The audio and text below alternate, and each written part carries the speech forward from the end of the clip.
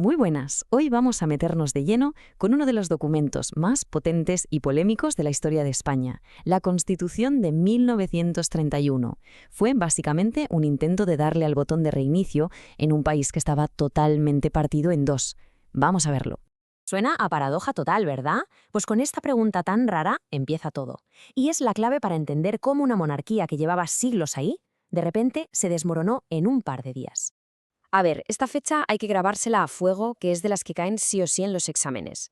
El 12 de abril de 1931. Pero ojo, que no eran unas elecciones generales para elegir gobierno, ¿eh? Eran unas simples elecciones municipales. Lo que pasa es que sus resultados fueron una auténtica bomba de relojería. Y aquí es donde la cosa se pone interesante y un poco extraña.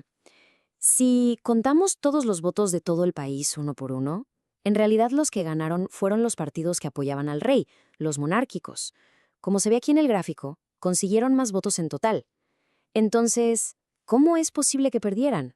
Pues la clave no estaba en el cuánto, sino en el dónde.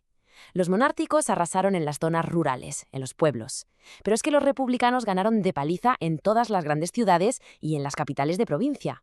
Y en política ya se sabe, quien controla los centros de poder y de opinión tiene la sartén por el mango. Para que nos hagamos una idea con algo de hoy, imaginaos un vídeo viral que tiene millones y millones de visitas, pero todas en pueblos pequeños. Y luego hay otro vídeo, con menos visitas en total, pero que es el que se comparte en Madrid, en Barcelona, en Valencia, en todas las capitales. ¿Cuál de los dos marca más tendencia? Pues eso fue exactamente lo que pasó.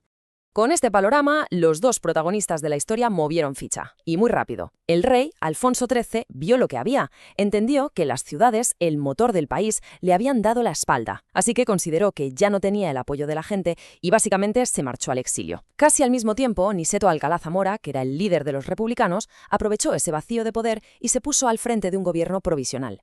Y así, de la noche a la mañana, solo 2 días después de esas elecciones municipales, el 14 de abril de 1931, se proclamó oficialmente la Segunda República Española. Se abría un capítulo completamente nuevo para el país. Y claro, si cambias el juego por completo, necesitas un nuevo libro de reglas.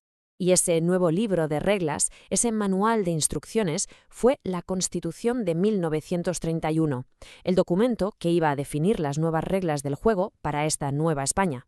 Esta es la definición de manual, la que hay que saberse. Si en un examen cae la pregunta de ¿qué fue la Constitución de 1931?, esta es la respuesta. Estableció una república democrática, laica y por primera vez metió una lista larguísima de derechos y libertades. Era, vamos, una declaración de intenciones en toda regla. El poder se repartió de una forma totalmente nueva. Por un lado estaba el presidente de la República, que era el jefe de Estado. Pensemos en él como si fuera el admin del servidor de un videojuego, el que tiene la máxima autoridad. Por otro lado, el poder de hacer las leyes, el poder legislativo, estaba en el Congreso de los Diputados, que por primera vez tenía una sola cámara, era unicameral. Sería como el Consejo de Jugadores que decide las normas de la partida. Pero claro, cambiar las reglas de una forma tan radical, pues no iba a ser un camino de rosas. La Constitución trajo avances que eran una pasada, pero también generó debates y unos enfrentamientos muy bestias. Vamos a ver los puntos más calientes. En el lado de los avances sociales hubo 2 cambios que fueron monumentales. El primero, que por fin, por primera vez en la historia de España, se reconoció el sufragio femenino. Las mujeres podían votar. Y el segundo, que se legalizaron el matrimonio civil y el divorcio. Esto significaba que casarse o separarse ya no era algo que controlaba la Iglesia, sino un derecho regulado por el Estado. Otro gran debate se montó con la educación. La idea era buenísima, que la educación primaria fuera obligatoria, gratuita y para todo el mundo. Un paso de gigante. Pero, para conseguirlo, se tomó una decisión muy polémica. Se apartó a la Iglesia de la enseñanza. Se prohibió a las órdenes religiosas dar clase y se cerraron sus colegios, que en aquel momento educaban a muchísima gente. Y todo esto venía de una idea central de la Constitución, que España dejaba de ser un Estado confesional. ¿Qué quiere decir esto? Pues básicamente que el Estado ya no tenía una religión oficial. La Iglesia Católica y el gobierno se separaban por completo, cada una por su lado. Pero esta separación no fue nada amistosa, fue un choque de trenes en toda regla.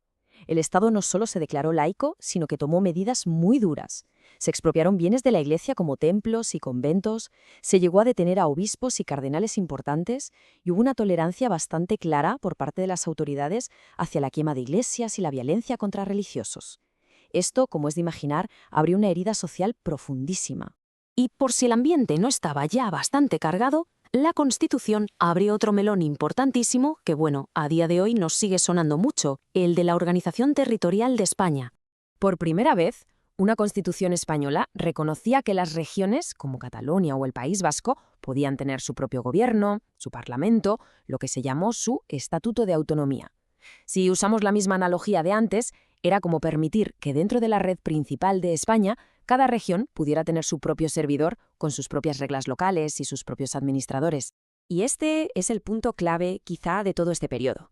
A pesar de las buenas intenciones, la Constitución del 31 no fue un documento de consenso. No unió al país.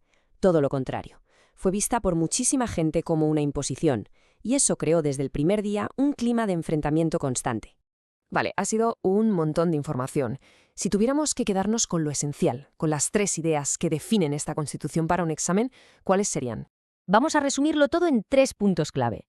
3 ideas para memorizar bien. Aquí están. Primero, sufragio universal de verdad, incluyendo por fin el voto femenino. Segundo, un Estado no confesional, con esa separación radical de la Iglesia. Y tercero, la puerta abierta a la autonomía de las regiones. Estos son los 3 pilares que transformaron España y que al mismo tiempo sembraron la semilla del conflicto. Y para terminar, una última reflexión. La Constitución de 1931 fue un intento muy audaz de modernizar un país, pero su gran problema fue esa falta de consenso que la convirtió en un campo de batalla. Y esto nos lleva a la pregunta final. ¿Puede un cambio, por muy progresista que sea, tener éxito si una parte importantísima de la sociedad siente que esas nuevas reglas van directamente en su contra? Ahí queda la reflexión. Hasta la próxima.